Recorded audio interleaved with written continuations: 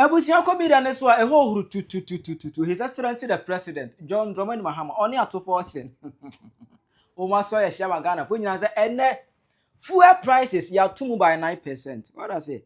Petrol cost diesel cost we be our cost what the cost ama Ghana for eco kwapa omu na kutukum. Oma pege kan wa bi a kire Ato Forson. A ye finance minister abi bi akwa Mahama. Na Captain Koja Smart. Captain Smart. Eso be kan kwase asem bi. Ye be address e wo hanamo. Aha yi Penyah block media. Meswa say ni demo. Obe like video no da ma subscribe button so abek the key notification and for the latest update am back the wide the mama e wo comment section. Mesra so oba so anu a share for so eja bi ahwe. E time free fuel price no obeka ya. Ye de Mahama etena konya so. Media me obi a me receipt je pa. E we say ye veti Ato Forson. Ato Forson ka tire Ghana fo nyina CNP. E say onim how to generate revenue into the economy without imposing or increasing the already existing taxes. Now even crown those taxes that go for the buyer, no, he will do away with them because Ghana can survive without taxes. Taxes at all. Ghana can survive without taxes. It's no best scrapping in ama. He will say he levy will come Ghana for body to bet tax will come but COVID-19 went to COVID, you panabo. Na eno cry your first red flag. What I say, na eno cry a red flag. But the one I was open, I want to be your shade. Emma, anything more. March in one and who is a fool and to move elba. Am I gonna for your hoodie da? Oh, what difference about say, hey, we now but today. Dollar above from $80 above from there. Hey, dollar above from a fuel price above from 80 to muka cry and your shade. Ghana for etias here. Jumu and to Musa buy. Almost have a kind of $70 for months. I won't $1 for. It's near Tunga crack anyway. Emma almost Tunga crack some fuel at NDC for ever for free for 14 point something. No, almost out to 2 more. I could do 13. I could do 12 point something, 12.99, almost 13. And one of my cast almost the be very friend of doom so levy, and I said doom so tax, energy levy, and on a 1 cedi on every petroleum product. Okoto fuel per liter biano 1 cedi and a dasso. And no, Ato Forson they can say, oh. Ghana for one musro, as a mansro kaji, mansro, because fuel level energy level na day ban. Doom so level na day ban. See, I don't know your bus say, can I Ghana for what you say, whoa, and no one on her. Young two fuel, what Ghana have PM, and one it will be at a standstill. And one name cost through PM. When we are taking pragmatic steps, smart moves, intellectual moves to address the situation, you want to antagonize us? No. Please retreat. Retreat, because this will not help you. Mr. Speaker, let me assure you that unlike the previous administration, we decided to use extra proceeds to pay for pension funds. We will use these funds judiciously for the energy sector. And I tell you, we are determined to turn this sector around. Mr. Speaker, on this note, and on this auspicious note, let me make it clear that irrespective of the 1 cedi, we are not going to see an increase in the price of pump price at the petroleum sector. It is only an intelligent government that can do this. No, it's only a smart government. It's only a government with acumen. Emma Ghana for yetiasie say doom so level no emra. Gradually na fuel cost keten. Enti no doom so level ebe kan ho na say fuel no enenam 13.99. What say 13.99 we say as I'm speaking to you now no enwa ana comac e dey ba ye say starting 16 September 2025, that is any year no fuel prices a cost. I say omato to a BM hey diesel omato diesel by 9%, omato petrol by 4%, hey omato gas 4.2 something percent. Just omato to BPM amba bibia a cost. I see ano say o calculate petrol price with the new increment. Now the doom so levy e ka ho a petrol per liter equal 15 cedis, almost 15 cedis per liter, and now 15 cedis. So the doom so levy account called doom so levy 1 cedi on every 1 liter. Now the increment na account now calculation we are petrol per liter any nam 15 cedis. Na eno ana comedian as well. Ghana for na abe clashe with Mahama and Ato Forson. Mr. Smart Move, how far? Steps, smart moves, intellectual moves to address the situation.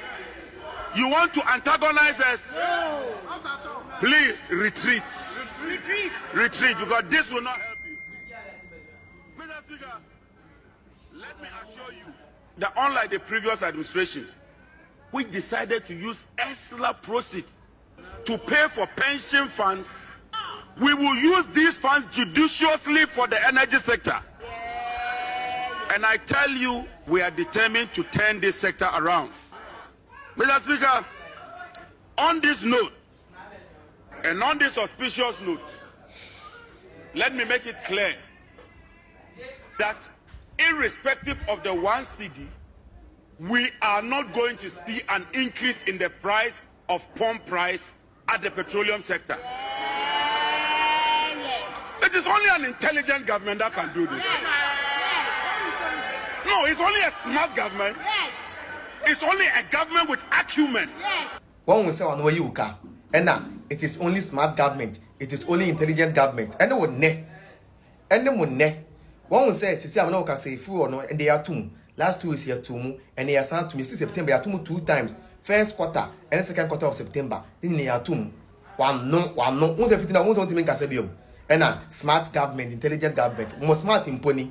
Hey, Ghana head for Ghana head. We and Kai Bucket to a Binyambua Eda Ochna, 16 September 2025. Yamebua Oda Ochna, ya increasing petrol.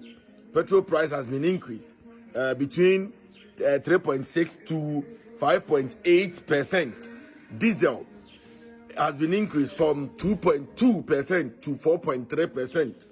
LPG gas, LPG, has been increased plus 2.1% to 4.1%. And plus Sasha home.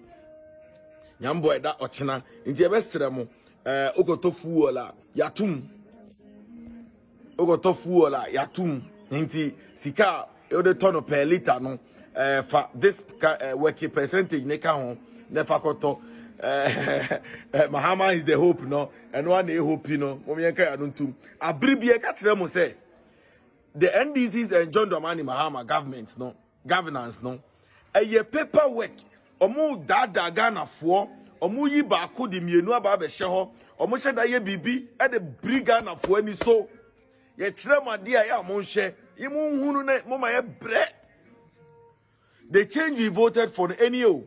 Within a space of a year, you to petromu, you say you the way back one, you too close to more than 20%. Come on, within 8 months. 8 months per abusia for 8 good months per you too full close to close to mpo. Are they more than 20%? I know a ding. And the Yemfa when calculated within 4 years, Nana, friend say, President John Mahama in NDC for Ebetina Amamu Yimui, Yebe Woo, because among them a come ebe many year. Fuel prices within 1 year, ponyo, within 8 months, 1 year. Now 4 years, you ain't mean to fuel. Until you go back to your old system, your old assembly catcher say, you ain't mean to fuel. You pack cars in Siwano. You say that just you pack a castle. Because I catch you and so ya two petrol musa enti mo ayana mo sere na mo dwamonum si atete ne maso and then yate ne maso ambeka me etie ye beto to ne because abra ye to lorry fa mu bia no abra ye beto petrol mu bia no ye to lorry fa mu nso a lead to enema ye to lead to get the goods and services buying and selling are within 8 months per ya to full more than 20%. Ejabuja for and Kaibon and Senyambo Chinago to fuel la Fabican. Ni atum, Homa de BM. To be cost for Hantichimu and 94%. Ebuja for Emma Baba Beyond Keno. Some follow Beyond Keno or TikTok, following Beyond Keno or Instagram, and a Beyond Keno or YouTube. The article is some subscribers so subscriber. The article is about 12 per or may increase fuel prices. Fuel price petrol beko or may increase fuel by 4%. No may increase diesel by 7% and LPG by 9%. Esusun. Into the quay petrol no beko say. Petrol beko mo de say. Pan wo nsɛm Pricing window fufu beko soro. Rather than ɔhyɛ sɛ wedi etiawa ɔmo kyerɛ sɛ nyame yɛ adom a ɛnɛ petrol beko akodada sɛ beko soro sa na by 12 no na shase na mo the filling station for the omo ya ade entumu nu an de na maame ne say papa ne se no omo de omo se dwudwuro omo ti ho omo nte so na ntumu ne de wura dumienu me be yesusu esusu into the quay petrol no be ko say petrol be cost hanchichemu 4% and diesel be ko hanchichemu and 7%. Na copec for akopa we kra LPG so kan ho we the LPG wo LPG so e kan ho de meba na copec for HS e wo mu se okọ adwaman so a LPG 9%. Wow.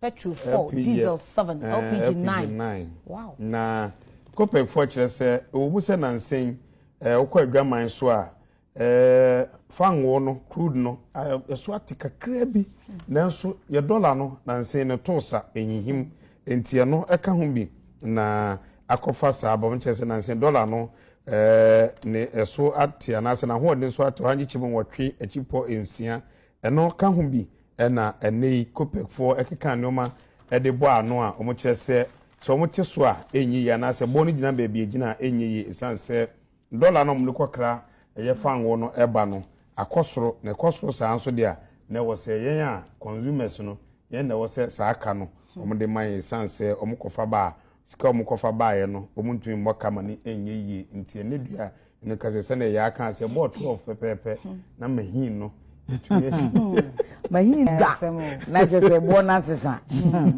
na ye tufu obo mu sane so na tie diesel up by 9.4%, petrol 4%, LPG gas 7.6%. Whether we like it or not, Timamufo yebetua. Kasapa FM. Fuel prices na ya tutumonoa. In between January to August 2025, woma tumu 3 good times.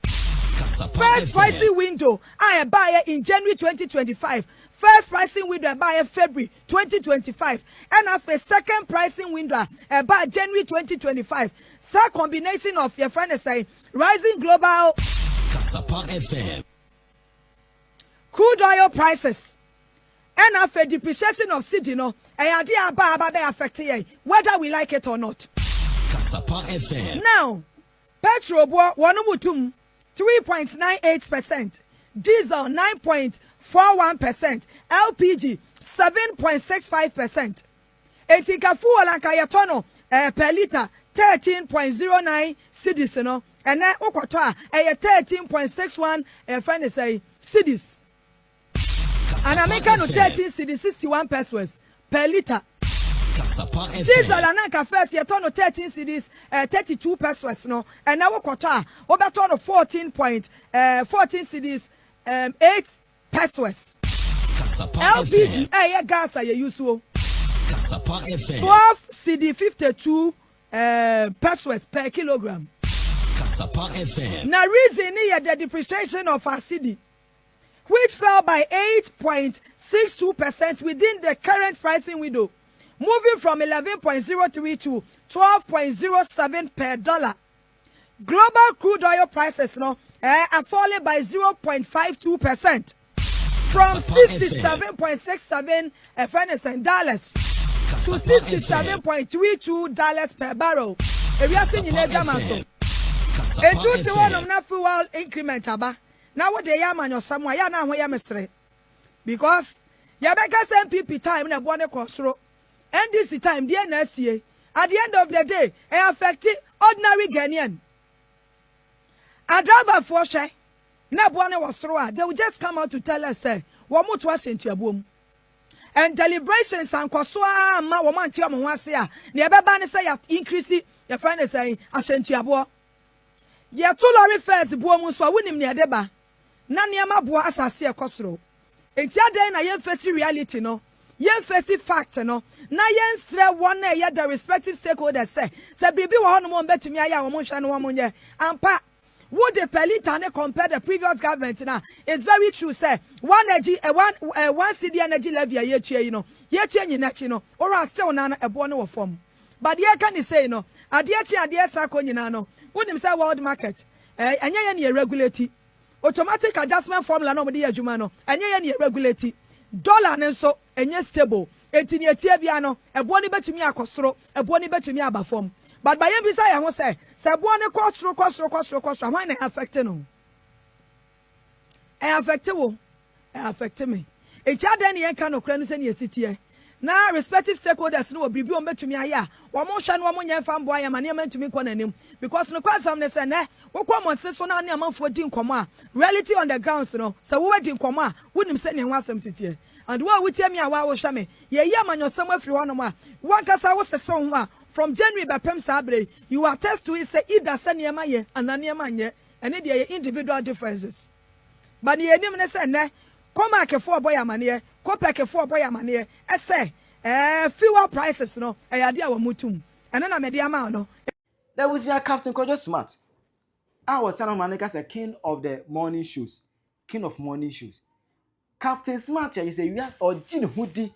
Se woni munyansa media na so oni munyansa so no bia papa Penyah adwuma no owo media adwuma enkura nyina ehwe gos ye wonkura we be a o ma so Captain Smart as their role model a o mo ehwe ni sua anka papa Penyah ni ehwo se wakasa nyansa mu ema nkura tie no yenkotie nsi Captain Smart be ka dede eti be maka se fufuo pa ye de machine na awo bodani na edie fufuo a ye de China machine na ewo wadwe nya adwuma na abedi. Because I wouldn't answer pa, who may have machine work for Mamandi. John for, and I'm almost so. South as I wouldn't answer pa. What dream would that? And to me, in call restaurant to live for food that, because we never done. John for, and I'm almost so. Now the machine I call for. Do I know the metallic particles are the goom? Captain Smart. The king of morning show. When Nadia to do a boom. Now I quit the restaurant. Professor, PhD holder, master's degree, doctor. No Baba will name. Why we in Saka Craig so some boss here. We are messy. John for, and I'm almost so. More boss here. Now Baba will name no what type for. I had the machine now. We kidney started say essay. We liver started say essay. We pancreas started say essay. What's a mentality? We feel before na yo. Prof, one of the good John for, and I'm almost so. Captain Kojo Smart and young one where Jimmy Captain Smart and young one who would answer Jimmy Snow. They go me fufu I am me dibi. It does not can wait to matter. What I say? Papa Penyah will 300 food, you know what you said in the food.